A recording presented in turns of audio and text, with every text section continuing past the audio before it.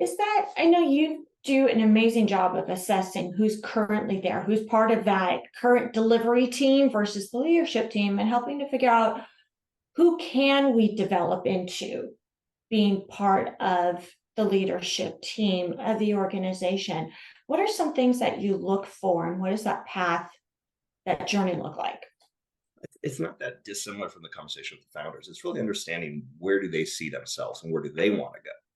Because you really see in an organization, there's this kind of misunderstanding that everybody should be a manager, and not everybody's cut out to be a manager. And you run into a lot of people when you start talking to them about what they love. They love, just like a founder who might want to be a product, wants to run the product. You get a leadership team, they love doing the work.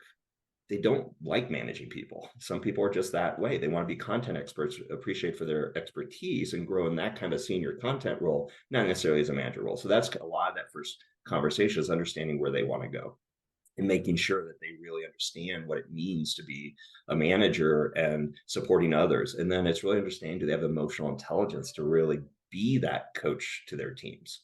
Do they understand how that they're going to have to bring them along and work with them?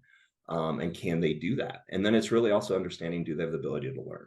Because it's in setting some expectations with them sometimes. Sometimes the right leader right now may not be the right leader down the road. And I've seen that a lot of times too in organizations where somebody has come in early, has got into that senior seat, can help right now, but don't necessarily have the capability to move to the next level. And so you've got to identify those, because that's a very tricky situation to kind of work through and help them develop and help them realize that themselves, so that when the company reaches the next level, they're not surprised when you have to bring in somebody from the outside, if you do.